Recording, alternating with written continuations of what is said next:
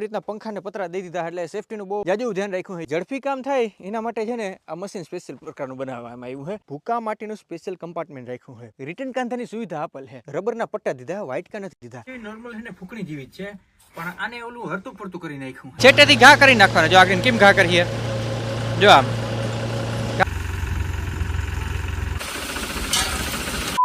राम राम डेरे ने अत्यारे तमे जे स्क्रीन पर मशीन जाओ होय ने लोको અહીં ડબ્બો કહે પણ જેનું સાચું નામ છે ઓટોમેટિક થ્રેશર, ઓટોમેટિક હલર તમે કહી શકો। ખાસ કરીને મગફળી ચોખ્ખું કરવા માટેનું આ એક નવીન પ્રકારનું યંત્ર આવ્યું છે। અત્યારે ભાઈ હું હાલીને જતો તો ને એમાં મને હે ને આ મશીન જોવા મળ્યું। ખાસ કરીને ભાઈ આ યોગી કંપનીનું છે। આ વર્ષે ભાઈ મેં યોગી કંપનીના હે ને આવા મશીનો બહુ હાલતા જોયા છે અને ખરેખર મેં એટલું નજીકથી કોઈ જોયું નથી ને આજે હું તમને દેખાડું કે ખરેખર આ ઉપયોગી છે, ખરેખર આ કંઈ ઝડપી કામ કરે છે કે નથી કરતું, લોકો શું કામ લે છે, આજ બધી હું તમને હે ને જાણકારી દેવાનો હોઉં। બરોબર, અટાણે બપોરનો સમય થઈ ગયો છે ને આ વિશાળ કાંઈ મશીન છે, અટાણે થોડીક વાર માટે બ્રેક રાખ્યો છે, લગભગ એ લોકો જમે છે। મેં કહ્યું ત્યાં સુધી તમને જરીક મશીન દેખાડી દઉં, બાકી ખેડૂતનો આપણે રિવ્યૂ જાણ્યો કે આ મશીન ખરેખર કેટલું ઉપયોગી છે। પણ અત્યારે આ ખેતરમાં હાલતું હતું કઈ રીતે કામ કરીને તમને જરીક બ્રીફ દઈ દઉં। આના માટે તમારા પાસે ને ટ્રેક્ટર હોવું ખૂબ જરૂરી છે, કારણ કે આ ટ્રેક્ટર ઉપર હાલવાનું છે। કેટલા એચપીનું ટ્રેક્ટર જો છે, 1 વીઘો કાઢતા એને કેટલો સમય લાગે, કાંધા પીછાવાળી સિસ્ટમ કેવી રીતના છે, ભૂકો કેવો નીકળે, માંડવી ચોખ્ખી નીકળે કે નથી નીકળતું, એ બધું હું તમને વિડીયોની અંદર દેખાડવાનો હોઉં।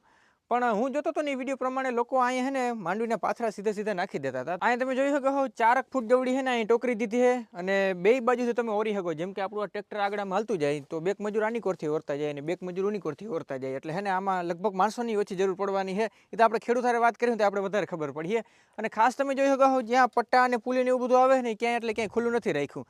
બધી જગ્યાએ જોઈ શકો આવી રીતના પંખાને પતરા દઈ દીધા એટલે સેફટીનું બહુ જાજુ ધ્યાન રાખ્યું છે યોગીવાળાએ। પ્લસમાં બીજી વસ્તુ જોઈ લો, અહીં સેફટી માટેના સ્ટીકરે રાખ્યા છે કે કેવી કેવી કન્ડિશનમાં તમારે ક્યાંય હાથ બાથ ના આવી જાય ને એવી રીતના બધા સેફટીનું બહુ ધ્યાન રાખે છે યોગી કંપનીવાળા દર વખતે। એના જૂના હલરે ભાઈ બહુ જૂની એવી કંપની છે જેના હલર આપણે બધા જોયા જ છે। આ મશીન કઈ રીતે કામ કરે હું તમને જરીક સમજાવી દઉં તો મેં તમને કીધું હતું ને બે તરફથી તમે આને ઓરી હગો તો જે પાથરા છે એ પાથરા આની અંદર આવી જાય અને ઉપર જોઈ લો અહીંયા ઢોલ આપ્યો છે, અહીંયા બધું શું કે એનું પિલાણ ને બધું થાય છે। પણ કાંકરાને એવું બધું આવતું હોય તો ઉપર તમે જોઈ શકો અહીંયા ચાયણો છે અને ચાયણા માથેના જે કાંકરા છે એ બધા કાંકરા હલી હલીને અહીંયા આવી જાય ને કાંકરાનો સ્ટોક છે ને સ્પેશિયલ અહીં જમા થતો જાય છે। અને આની કોર ખાસ તમારી છે ને મગફળી નીકળતી જાય। આ મગફળી છે ને એનું સ્ટોરેજ જો અહીંયા ઉપર થાય છે, આ જો દેખાય તમને ટાંકી, આ ટાંકીમાં છે ને આનું સ્ટોરેજ થાય છે। અને જ્યારે પણ આ ટાંકી ભરાઈ જાય ને એટલે તમારે આ જ્યાં ક્યાં પણ તમારે છે ને ખેતરના ખૂણે ઠલવું હોય, ધારો કે મારે ઓલા ખૂણે ઠલવવી છે તો આખું ટ્રેક્ટર તમારે ત્યાં જવા દેવાનું અને ત્યાં તમારી માંડવી છે ને ઠલવી દે છે। કેટલી માંડવી હમાય એ હું તમને આગળ કહેવાનો હોઉં। અને તમે જોઈ શકો સ્પેશિયલ ભાઈ ટાયર દીધા આની અંદર, સારા એવા ટાયર છે, જાડા એવા છે, કંઈ વાંધો નહીં આવે છે। અને પાછળ તમે જોઈ શકો ભૂકા માટેનું સ્પેશિયલ કમ્પાર્ટમેન્ટ રાખ્યું છે। હવે એક નજરે તમને જોતા એવું લાગે કે ભાઈ આ મશીન તો બહુ એટલે બહુ લાંબુ છે, પણ એવું નથી। આ જે ભૂકાવાળું કમ્પાર્ટમેન્ટ છે ને એને તમે હાંકડું કરી શકો। જેમ કે જો અત્યારે આ કેમ આ ભાગ બહાર નીકળેલ છે અને તમે આમ આવી રીતના ધક્કો દો ને તો આખો ભાગ અંદર હોઈ જાય, એટલે મશીન ઓવરઓલ ઘણું એવું બધું ટૂંકું થઈ જાય, એટલે ભૂકો વધારે સમાઈ જાય એ માટેની અરેન્જમેન્ટ રાખી છે। પાછળ હું તમને જરીક દેખાડી દઉં ને તો આમાં આખો આપણો ભાઈ ભૂકો સમાઈ જવાનો છે। ભૂકો એ તમારે સેમ આપણે કેમ કીધું તું મગફળીનું આ કમ્પાર્ટમેન્ટ છે જ્યાં મગફળી બધી સ્ટોરેજ થાય એવી રીતના ભૂકો સ્ટોરેજ થાય। અને ભૂકામાં મેં જોયું હતું ને ભાઈ લાંબુ ભૂકો નથી થતો। અમુક જગ્યાએ કેવું હોય કે ભૂકો લાંબુ થાય, લાંબુ નહીં, સ્પેસિફિક તમારે ઢગલો કરવો હોય ને તો ભૂકાનો મસ્ત એવો ઢગલો થઈ જાય। જોઈ લો અહીં કેમ ઢગલો થયો છે, આમ કે આમ લાંબુ આમ બોલ શું કે લહેરાતી નથી જતું, બધું એકદમ મસ્ત એવો છે ને ઢગલો થઈ ગયો છે। જોકે ભાઈ આ ભૂકો તો બહુ અટાણ ખરાબ સિચ્યુએશનમાં છે, કારણ કે ખેડૂતો ઉપર કેવી વીતે તો તમને ખબર છે। અને ઝડપી કામ થાય એના માટે છે ને આ મશીન સ્પેશિયલ પ્રકારનું બનાવવામાં આવ્યું છે।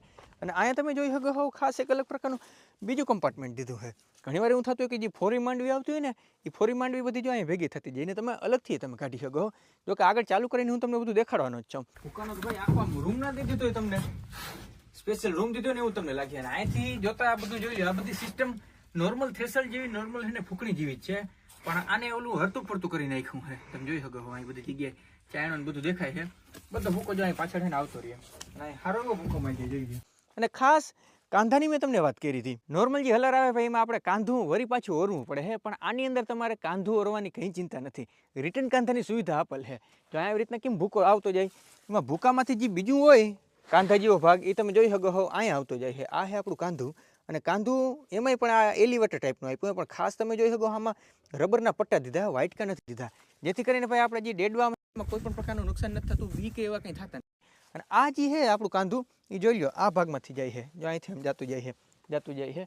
અને સ્પેસિફિક તમે જોઈ શકો કાંધું લખ્યું છે, એ જેમાંથી કાંધું આવ્યું ને એ કાંધું વળી પાછું ક્યાં આવી ગયું, આપણી મેઇન ટોકરીની અંદર આવી ગયું, એટલે જ્યાં આપણે ઓરતા હતા ત્યાં જ આપણું કાંધું આવી ગયું, એટલે કે રિટર્ન કાંધો આવે છે કાંધાની કંઈ તમારે લપ જ નથી. કાંધું પાછું ઓરાઈને છેલ્લે હેને ડેડવા નીકળી જાય છે. ટ્રેક્ટરમાં ભાઈ છે ને પીટીઓથી હલવાવાળું મશીન છે, પણ અહીંયા મેં જોયું તો બે અલગ પ્રકારની મને નળી દેખાણી. આ નળીનો ઉપયોગ તમે જોઈ શકો, અહીં 3 અલગ અલગ પ્રકારના વાલ દીધા છે. આ વાલના મદદથી તમે હજી આપણે મેં તમને કીધું હતું ને માંડવીનું જે અહીંયા આખું બધું સ્ટોરેજ થાય, માંડવી જે બધી ભેરી થાય એ જગ્યાએ છે ને ઠલવવા માટે ઉપયોગ થાય છે. તો એક વાલ એના માટે છે, બાકી તમારે ભૂકો ઠલવ હોય તો એના માટે છે ને આ આવી રીતના વાલનો ઉપયોગ કર્યો છે. એટલે તમારા ટ્રેક્ટરની અંદર પીટીઓ તો જો કે અત્યારે બધામાં આવે, પણ આવી રીતના બે નળે નીકળે ને ડબલ ડિસ્ટ્રીબ્યુશન વાલ હોવા છે ને ખૂબ જરૂરી છે. સિંગલમાંથી ડબલ થઈ શકે. પણ ખાસ તમે જોવાના જેકની બધી ક્વોલિટી, લોખંડની ક્વોલિટી ભાઈ ખરેખર એક નંબર વાપરી છે. બધું આમ ટૂંકમાં બધું હેવી વાપરું છે. સેફ્ટીનું ખાસ ધ્યાન રાખ્યું છે યોગી વાળા, એટલે એ કામ આપણે છે ને સૌથી વધારે ગમ્યું છે. બાકી તો જૂની કંપની છે એટલે લગભગ વાંધો ના આવે. એવી રીતના તમે જોઈ શકો બેરિંગની ક્વોલિટી. ઉપર ચડવા માટે ખાસ અહીંયા છે ને સીડીએ દીધી છે. આ ભાગમાં ભાઈ આપણી ટોટલી છે ને માંડવી સ્ટોર થવાની છે. તમે જોઈ શકો અહીંયા વ્હાઇટ કલર દીધું છે, એલિવેટર દીધું, આમ ફરતું જાય અને જે માંડવી છે એ બધી અહીંયા છે ને સ્ટોર થતી જાય.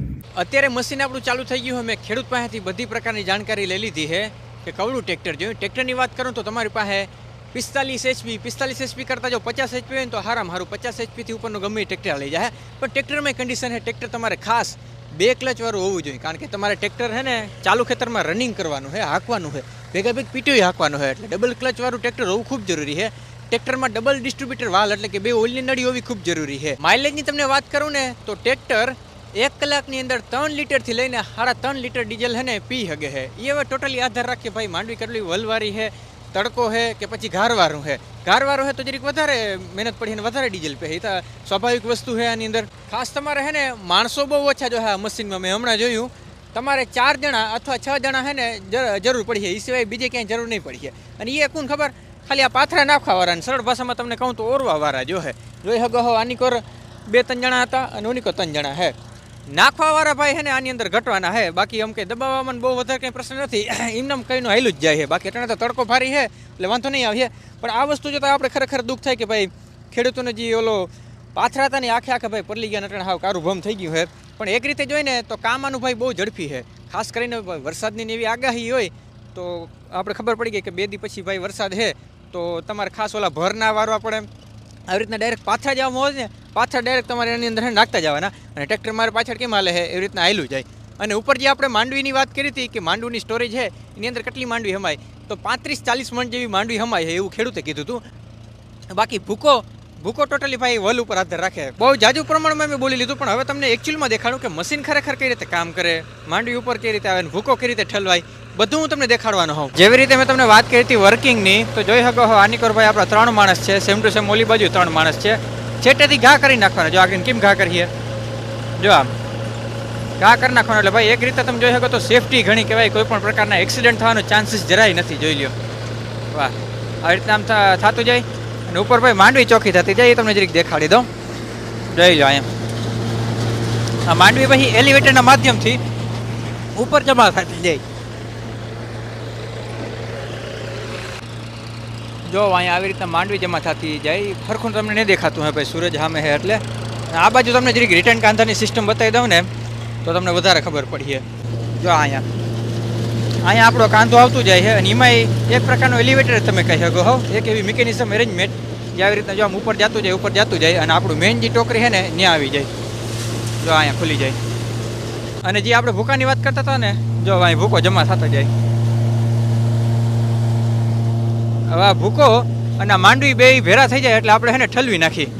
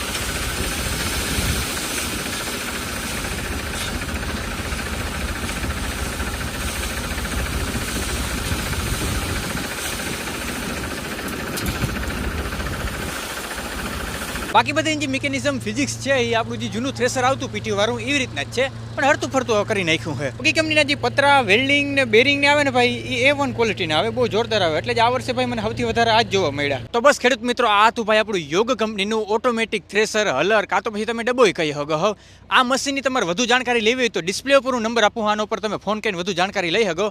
આ સાથેનો આજનો ફાર્મિંગ વિડીયો આપણે પૂર્ણ કરી નાખીએ. ફાર્મિંગ વિડીયો તમને કેવો લાગે મને ખાસ કોમેન્ટ કરીને કહેજો. મને નેક્સ્ટ ફાર્મિંગ વિડીયોમાં ત્યાંથી બધાને રામ રામ ડેરાન.